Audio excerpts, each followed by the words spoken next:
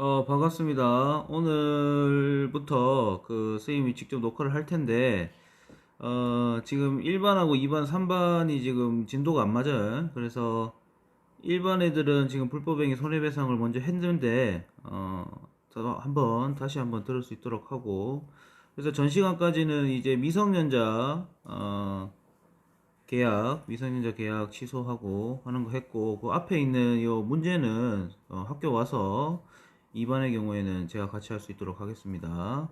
그래서 오늘 불법행위하고 손해배상 할 텐데, 우선적으로 이제 불법행위 할 때 여러분들 그 범죄하고 구별을 좀 해야 됩니다. 그래서 1반은 수업을 들었겠지만은 다시 한번 들을 수 있도록 합니다. 여기 보시면은 일단은 범죄하고, 그죠? 불법행위 구분해야 되는데, 벤 다이어그램 그리면은 여기가 이제 불법행위고, 글씨가 엉망이다, 그죠? 그 다음에 범죄, 즉 모든 범죄 행위는 불법 행위에 해당한다. 그래서 이 불법 행위는 우리가 보통 보면은 민사소송에서 상대를 합니다. 그래서 민사소송에서 불법 행위에 대한 대가로 이제 우리가 보통 손해배상에 대한 어떤 책임이 따르게 되는 거죠. 반면에 이제 범죄가 일어나면 아까도 얘기했지만 모든 범죄는 불법 행위에 포함된다라고 얘기했기 때문에 이 범죄가 발생하는 경우는 어떤 경우냐면은 불법 행위들 중에서 우리 사회 질서를 해칠 만한 위험이 있다 해서 따로 이제 우리가 형법에다가 규정을 해 놓습니다. 형법에다 이런 행위는 우리 사회에 큰 악영향을 끼칠 것이다. 그래서 형법에서 규정을 하고 있기 때문에 얘는 형벌을 받아요. 뭐 우리가 알고 있는 뭐 구속이라든지 뭐 벌금이라든지 이런 형벌을 받게 돼요.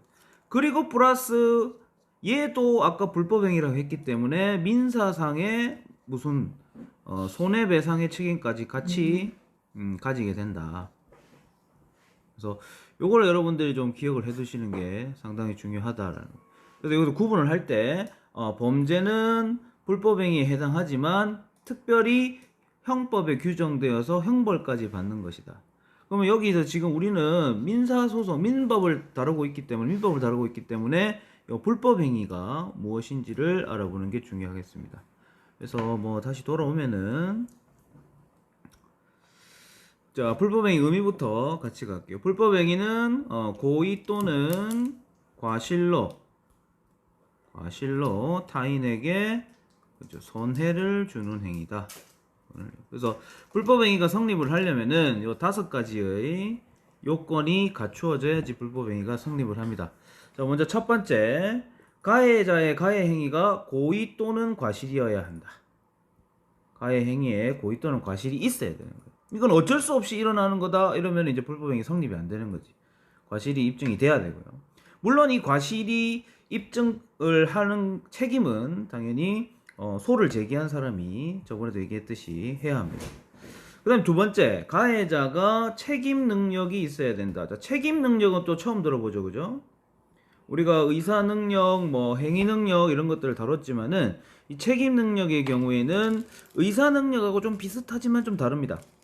그래서 일반적으로 이제 민법상 책임 능력이라 하면은 심신상실자, 그러니까 우리가 보면은 주로 이제 정신질환자, 뭐 이렇게 보시면 돼요. 정신질환자. 이런 사람들은 자신이 한 일에 대해서 책임을 질 수 없다. 이렇게 판단을 하는 겁니다. 그 다음에 12세 미만의 미성년자. 그럼 12세 미만의 미성년자의 경우에는 보통 우리가 초딩. 그지? 그러니까 초딩까지 한 행위는 지가 책임질 수 없다. 그럼 당연히 뭐 부모가 책임지든지 그렇게 해야 되겠죠. 그래서 이런 것까지는 책임 능력이 없다고 봅니다. 그래서 가해자가 일단 책임 능력을 갖고 있어야 지가 불법행위 성립이 된다. 이렇게 보시고. 그 다음에 가해자의 가해 행위의 위법성. 여기서 위법성이라 하면 그러니까 법에 나와 있는 대로 안 한 거야.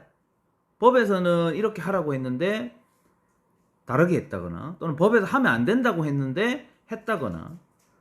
하지만 이거를 이제 위법성을 있냐 없냐를 따질 때 똑같은 행위라도 이건 위법성 있다고 판단될 수도 있고 특별한 경우에는 위법성이 없다고 판단할 수도 있습니다. 그래서 위법성이 조각되는 사유. 여기서 조각이라 하면은 우리가 조각할 때 깎는다라고 표현하죠. 그래서 위법성을 깎아주는 사유다.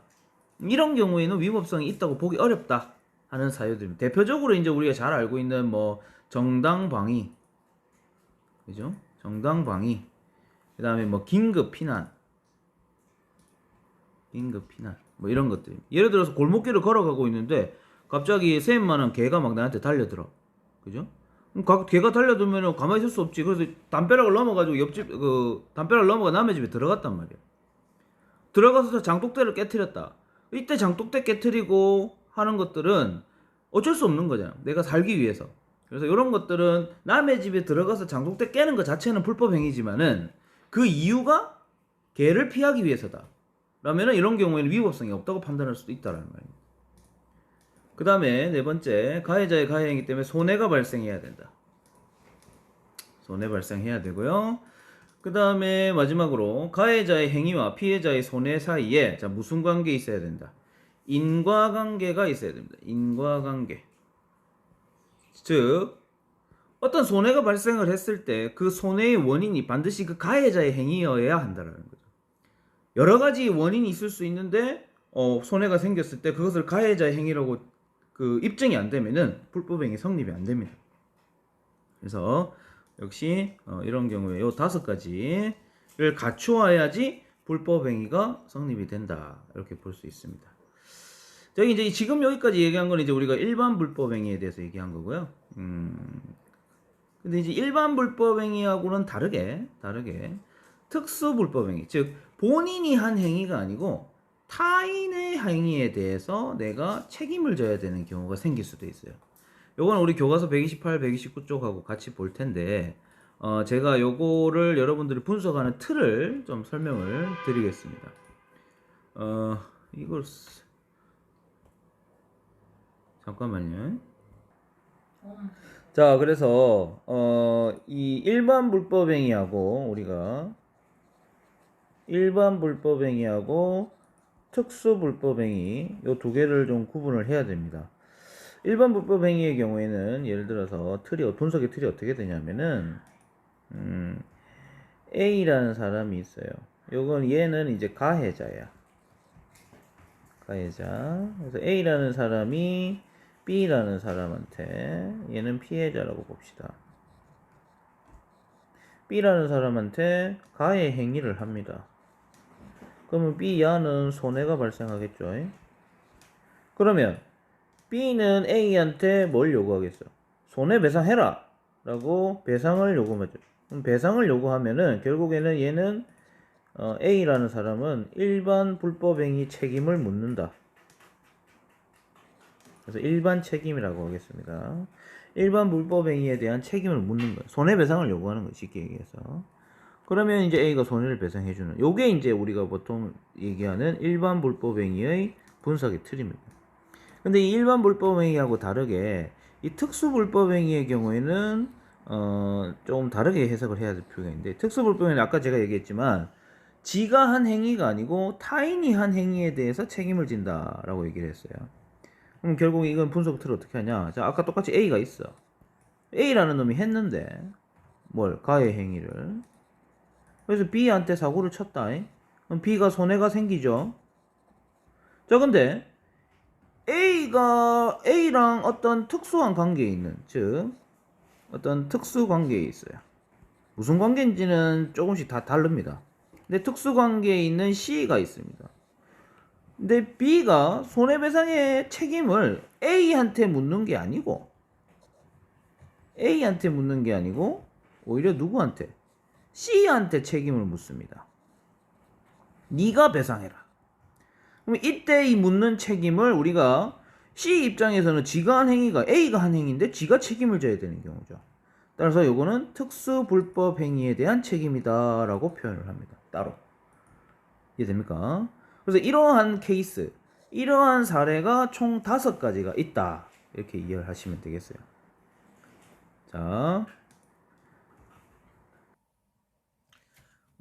특수불법행위에 대한 사례는 여기 보는 것처럼 5가지가 있습니다. 그래서 요 아까 설명한 틀대로 이제 하나씩 분석을 해보면은 먼저 이제 책임 무능력자 감독자 책임입니다. 감독자 책임. 자, 요거를 아까 틀로 분석을 좀 해보면 이렇습니다. 지금 여기 보시면 이게 이제 특수불법 행위였잖아요, 그죠? 그래서 여기가 A가 가해자입니다. 가해자고 가해자가 B에게 가해 행위를 합니다. 가해 행위를 하면 B가 이제 손해가 발생을 하겠죠. 자, 근데 이 A가 지금 이 경우에는 A가 책임 능력이 없습니다. 책임 능력이 없고 그럼 얘랑 특별한 관계에 있는 C가 있습니다. C는 가해자의 어떤 부모 정도가 되겠죠, 그죠? 그래서 감독자입니다. 그러면 A가 한 행위를 C가 책임을 져야 되는 그런 경우가 되겠죠. 그래서 이 B는 A에게는 손해배상을 요구할 수가 없다. 왜냐? 얘는 책임 능력이 없으니까. 그러면은 누구에게 가냐? C에게 이때 손해배상 책임을 묻습니다. 이때 손해배상 책임을 물을 때 C는 이때 지는 책임이 바로 일반 자기가 한 행위가 아니고 A가 한 행위죠. 따라서 특수불법행위 책임을 지는 경우를 얘기합니다. 교과서 사례를 한번 같이 볼게요. 교과서 사례 보시면 자 여기입니다. 학교 폭력으로 우리 아이가 다쳤어요. 맞는 것도 속상한데 가해자가 초등학생이라 손해배상 안 해준다고 합니다. 어떡합니까? 자, A 답변입니다. 어린아이처럼 자기 행위에 대한 책임을 인식할 수 없는 사람, 즉 책임 무능력자죠. 그래서 손해배상 책임을 물을 수는 없지만 감독한 사람에게 책임을 청구할 수 있다. 이때 감독한 사람은 특수불법행위 책임을 지게 되는데요.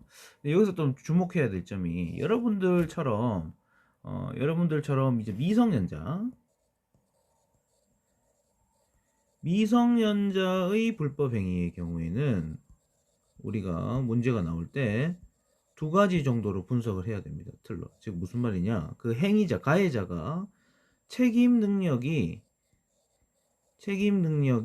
있는 경우가 있고 책임 능력이 없는 경우가 있어요. 그죠? 여러분들 같은 경우에는 지금 책임 능력이 있죠. 초등학교가 아니니까 고등학생이니까. 그러면은 책임 능력이 있는 경우는 어떻게 되느냐? 자, A가 가해자죠. 그래서 B에게 가해 행위를 합니다. 자, 그러면 이 특수관계, 즉 여러분은 미성년자이기 때문에 당연히 부모님이 감독의 책임이 있는 거예요. 그럼 이런 경우에는 어떻게 되느냐? 손해를 입은 B는 여러분들에게도 책임을 물을 수 있습니다. 그리고 여러분들 부모님에게도 책임을 물을 수 있어요. 근데 이때 지는 책임이 여러분들한테 한 행위는 여러분들에게 직접 책임을 물으니까 이건 일반 불법행위 책임을 묻습니다. 그리고 여러분 부모님에게도 책임을 물을 수 있다 했는데 이때 책임은 일반 불법행위 책임이에요. 즉 여러분들이 미성년자이기 때문에 이 미성년자의 행위에 대해서 부모님이 감독할 의무가 있는데 그 감독의 의무를 소홀히 한 거에 대한 책임을 묻는 겁니다. 그러니까 A의 책임을 대신 지는 것이 아니고 C에게 할 의무를 다하지 않은 것에 대한 책임인 거죠. 물론 이 A한테 물은 책임을 부모님이 대신해 주는 경우는 뭐 이 둘 사이에서 알아서 하는 거고, 그렇기 때문에 원칙상으로 B는 A에게도 책임 물을 수 있고 C에게도 책임 물을 수 있는데 이때 둘 다 일반 불법행위 책임이라는 거 이걸 좀 주목을 하시고요. 그리고 책임 능력이 없는 경우는 아까도 살펴봤듯이 A에게는 책임을 물을 수가 없다. 왜? 책임 능력이 없기 때문에. 따라서 특수관계에 있는 C에게 책임을 묻는데 이때 묻는 책임은 A 잘못에 대한 책임이기 때문에 이거는 특수불법행위 책임이다. 요 두 개를 반드시 구분해서 이해를 하기 바랍니다. 자, 그러면은 다시 정리를 해서 그래서 이 책임 무능력자, 감독자 책임의 경우에는 책임 능력이 있는 경우 없는 경우 살펴서 이해를 하시기 바라고, 두 번째는 이제 사용자 배상 책임입니다. 사용자 배상 책임. 여기에서 사용자라는 것은 이제 피용자하고 대비되는 개념인데요. 피용자는 여러분 종업원 생각하시면 돼요. 종업원. 그럼 사용자는 사장님 이렇게 이해하시면 됩니다. 사장. 네?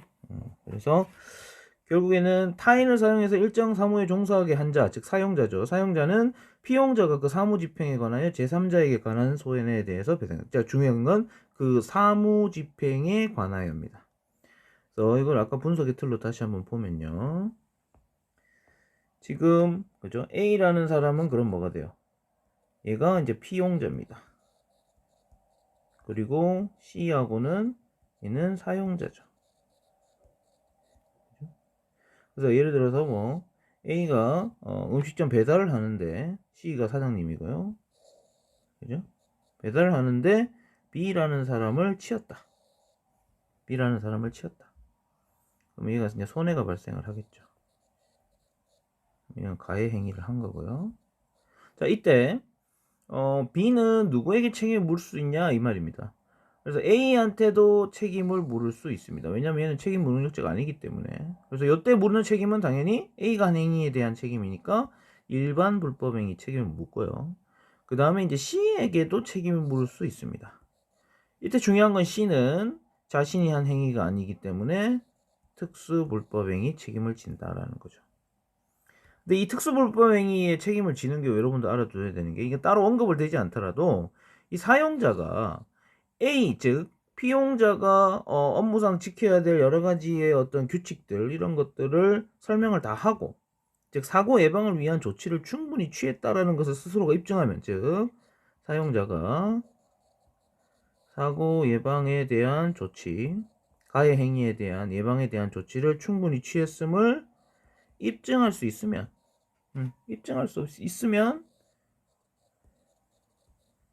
책임을 지지 않을 수도 있습니다. 항상 마찬가지예요. 그래서 자신이 그러니까 지켜야 할 모든 것들을 잘 지켜서 이것들을 이런 문제들을 발생하지 않는다라는 것을 이제 만들어 놓은 상태에서 A가 그걸 따르지 않고 했으면 이 A한테 모든 책임이 간다 이 말입니다. 그래서 요것도 좀 알아두시면 좋을 것 같아요. 자, 그 다음에 이제 세 번째입니다. 세 번째는 이제 공작물의 점유자 및 소유자 책임인데, 여기서 공작물이라고 하는 것은 보통 우리가 이제 그 토지 위에 부착되어 있는 어떤 구조물, 뭐 건물이 될 수도 있고요. 뭐 건물에 있는 뭐 간판이 될 수도 있고, 동상이 될 수도 있고, 나무가 될 수도 있고 그렇습니다. 그래서 이런 공작물의 설치 또는 보존의 하자로 인하여 타인에게 손해를 가한 경우, 그죠? 그 공작물의 첫 번째 점유자가 책임을 집니다. 하지만 점유자가 그 손해 발생에 필요한 주의를 다한 경우에는 누군가는 책임을 져야 되기 때문에 소유자가 책임을 집니다. 즉 얘는 1차적으로 책임을 지고요.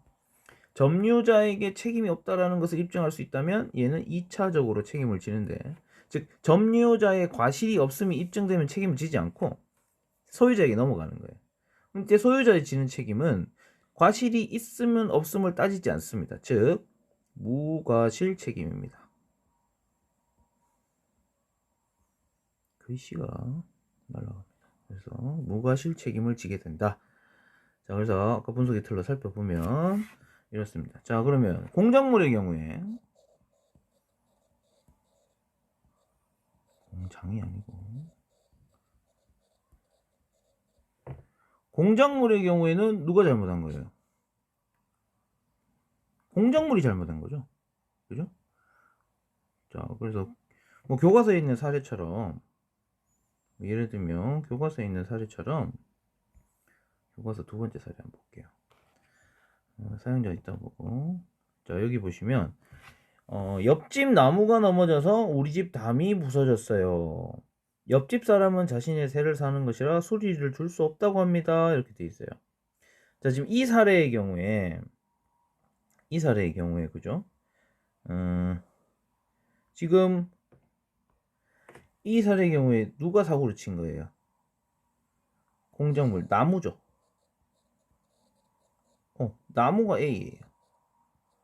공작물이니까. 나무가 사고를 쳤어요. 나무가 사고를 쳐서 B라는 사람한테 손해를 끼친 겁니다. 근데 이 나무는 자 지금 C라는 사람이 점유하고 있어요. 여기서 점유한단 말은 결국 뭐 세를 들어 산다 이렇게 이해하시면 돼요. 그래서 임대하고 있다 이거. 그러면 일단 나무를 갖고 있는 사람은 C인 거죠. 가지고 있는 사람. 근데 소유주가 따로 있겠죠. 세 들어 살고 있으니까. 세 들어 살고 있으니까 D가 이제 소유주입니다. 자, 이때 나무한테는 책임을 물을 수 있습니까, 우리가? 나무에게는 책임을 물을 수 없어요. 그래서 B의 경우에는 누구에게 책임을 묻느냐? 1차적으로 점유자인 C에게 책임을 묻습니다. 이때 책임을 물을 때 본인이 한 행위가 아니죠. 나무가 한 행위죠. 따라서 특수불법행위 책임을 묻습니다. 1차적으로. 그런데 C가 뭐 했으면, 즉 과실이 고의 또는 과실이 없음을 뭐 할 수 있으면, 입증할 수 있으면, 즉 나무가 넘어지지 않도록 잘 보존했다라는 자신의 책임을 다했으면, 그걸 입증할 수 있으면, 그렇다고 해서 나무가 안 넘어진 건 아니잖아요. 따라서 그 책임이 이제 누구한테 가냐면, 입증이 됐다면은 2차적으로 소유자에게 갑니다. 이때 소유자 역시 본인이 한 행위가 아니기 때문에 특수불법행위 책임을 지게 되는 거예요. 입증이 된다면, 점유자가 책임이 없음이 입증된다면 D한테 가. 근데 얘도 그러면 과실이 없음을 입증하면 책임을 안 진다?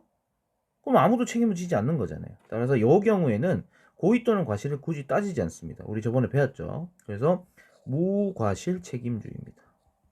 즉 무과실 책임을 진다. 이거 좀 기억을 해두시고.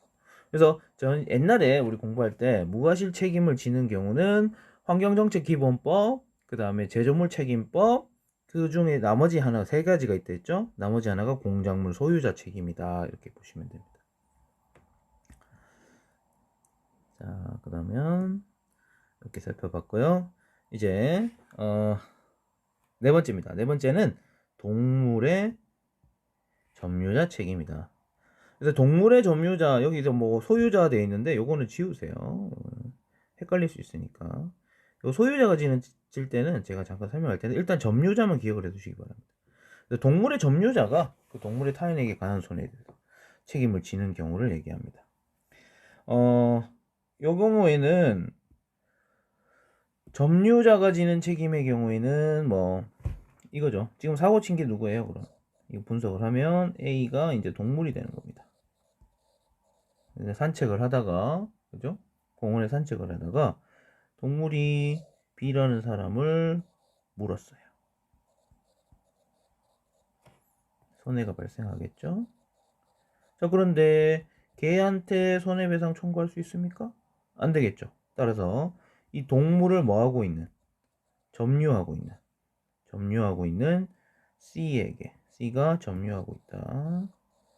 C에게 책임을 묻습니다. 이때 본인이 한 행위가 아니니까 당연히 특수불법행위에 책임을 묻는다. 간단하죠? 근데 이제 아까 제가 가로에 소유자라고 했는데 이런 경우는 어떤 게 소유자가 책임을 지는 경우는 점유자가 없을 때 예를 들어서 개가 그냥 집을 나왔어. 집을 나와서 길 가는 사람 아무를 물었다? 그러면 그때 당시에 개를 점유하고 있는 사람이 아무도 없죠. 그렇다면 이런 경우에는 당연히 소유자가 책임을 진다 이런 뜻입니다. 그래서 일반적으로 점유를 하고 있는 사람, 예를 들어서 동물이 아파가지고 동물병원에 가 있는데 옆에 있는 강아지를 물어뜯어 주겠다. 그러면은 이런 경우에도 동물병원장이 점유를 하고 있죠. 그래서 동물병원장이 손해배상에 책임이 있다. 그때 특수불법행위 책임이 된다 이 말입니다. 자, 이제 마지막은 공동불법행위 책임입니다. 이것도 잘 나옵니다 시험에. 그래서 공동불법행위 책임인데 여러 사람의 공동의 불법행위로 인해서 타인에게 손해를 가하거나 여러 사람의 행위 중 누구의 행위가 그 손해를 유발한 것이든지 인과관계가 밝혀지지 않는 경우에 연대배상을 친다. 자, 이것도 한번 살펴볼게요. 이런 경우입니다. 보통 우리가 뭐 집단폭행 이런 경우가 있을 수 있겠죠. 자, 지금 B라는 학생이 있습니다. B라는 학생이 있고요. 이 B라는 학생을 이 나쁜 놈의 새끼들이 A, C, D, E가 둘러싸고 이 아이를 폭행했어요. 가해 행위를 했습니다. 그래서 얘가 엄청나게 큰 손해를 입었어요. 이도 부러지고 뭐 멍도 나고 피도 나고 큰 손해를 입었습니다. 자, 그런데 이 B가 맞을 때 A가 주먹으로 날 때려서 이가 부러졌는지, D가 발로 차서 이가 부러졌는지, E가 주먹으로 때려서 내가 멍이 들었는지 맞으면서 그걸 다 보면서 기억할 수는 없겠죠. 즉 누구의 주먹이 날라와서 내 이를 부러뜨렸는지를 알 수가 없는 겁니다.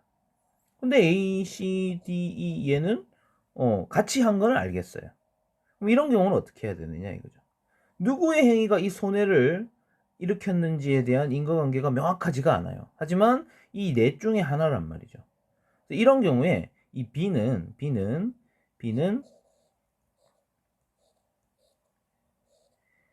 A, C, D, E 모두에게 손해배상 청구를 할 수 있습니다. 이 손해배상 청구를 A, C, D, E 모두에게 할 수도 있고요. 또는 얘들은 잘 몰라. 내가 누군지 잘 모르겠는데 나 A라는 애는 누군지 정확하게 알아. 그래서 A에게만 손해배상 청구를 할 수도 있습니다. 그럼 A가 이제 손해배상 청구를 했는데 얘한테 A 혼자 하기엔 억울하겠죠. 같이 때렸는데. 그러면 이제 A 한 명한테만 청구를 해도 얘한테만 청구를 해도 결국엔 이 네 명이서 같이 어떻게 된다? 연대 배상을 해야 된다 이거. 연대 배상 책임이 생긴다 이겁니다. 그러니까 네 명한테 다 청구해도 되고 아니면 한 사람한테만 해도 된다. 상관없이 이 A, C, D, E는 이 I, B에 대한 손해에 대해서 서로 연대 배상, 같이 배상을 책임을 져야 된다. 이런 논리입니다. 자, 그래서 나머지 교과서 사례 좀 살펴볼게요. 아까 동물 점유자는 살펴봤고 공작물 한번 보겠습니다. 공작물 아니죠. 사용자 배상 책임부터 볼게요. 자, 아까 얘기했던 사례랑 비슷한데 피자를 배달하는 청년이 오토바이치에 사고가 났는데 자신이 돈이 없어서 치료비 줄 수 없다고 한다. 어떻게 하냐 했더니 결국 자 피해자가 충분한 배상을 받을 수 있도록 사고를 낸 사람뿐만 아니라 그죠? 사고를 낸 사람도 가능하다라는 거죠. 사고를 낸 사람도 가능하고 뿐만 아니라 그를 고용한 사람 이게 이제 사용자가 되겠죠. 사용자에게도 배상 책임을 질 수 있도록 할 수 있다 이 말입니다. 자, 그 다음에 공작물입니다. 아까 나무 물어줬죠? 자, 이 사람이 이제 B가 되는 거예요. B가 되고 이 세입자가 뭐가 됩니까? 그러면 이 나무를 지금 세를 얻어서 살고 있으니까 이 사람이 이제 점유자가 되는 거죠. 그리고 집주인이 소유자 이렇게 됩니다. 자, 이런 경우에 대비해서 우리 법에서는 공작물을 점유하는 사람, 세를 얻은 사람에게 관리 책임을 지우고 있으므로 일단 옆집 사람의 배상을 줘야 한다. 그런데 옆집 사람이 나무 문제 있다는 걸 집주인에게 이야기하였는데도 집주인이 조치를 취하. 그러니까 나무가 넘어질 것 같아요. 집주인한테 얘기를 했는데 집주인이 그걸 계속 무시했어요. 그러면 세입자 입장에서는 사고 예방을 위한 조치를 충분히 취했죠. 점유자의 과실이 없다고 판단되는 거예요. 그럼 이런 경우에는 집주인, 즉 소유자가 과실이 있다 없다 따지지 않고 무과실 책임으로 진다. 그리고 소유자의 지는 책임은 무과실이다. 이것도 알아두시고. 자, 이제 동물자입니다. 동물은 이제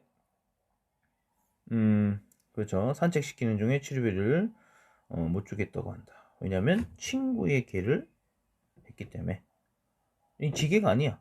친구 개 그냥 데리고 공원을 가려고 하는데. 자, 근데 개를 지금 점유하고 있던 사람은 이 사람이죠. 따라서 소유자가 아닌 점유자가 손해배상을 해야 한다. 그거 알아두시면 되겠어요. 공동불법행위입니다. 공동불법행위. 자, 어떤 반친구 집단 폭행 당했는데 서로 책임이 없다면서 손해배상을 안 해주려 한다. 이런 경우에 자 공동불법행위인데 중요한 거는 부축인 사람, 망을 서서 때리는 행위 등, 그러니까 다 포함하는 거예요. 망 보는 애들, 부축인 애 다 포함해서 모든 사람에게 공동불법행위의 책임을 물을 수 있도록 합니다. 이해되셨죠? 이 5가지의 사례 여러분들 특수불법행위의 사례다. 특수불법행위는 일반 불법행위와 다르게 본인이 한 행위가 아닌 타인이 한 행위에 대해서 책임을 지는 경우다. 이렇게 보시면 되겠고요. 그 다음에 이제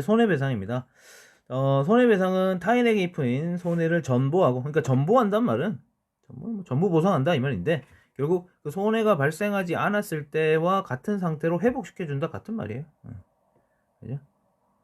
근데 예외가 있습니다. 그러니까 내가 만약에 200만 원어치의 손해를 입었으면 그냥 200만 원을 청구하는 게 일반적인 원칙이에요. 그런데 징벌적 손해배상이라는 게 있습니다. 예외입니다. 얘는.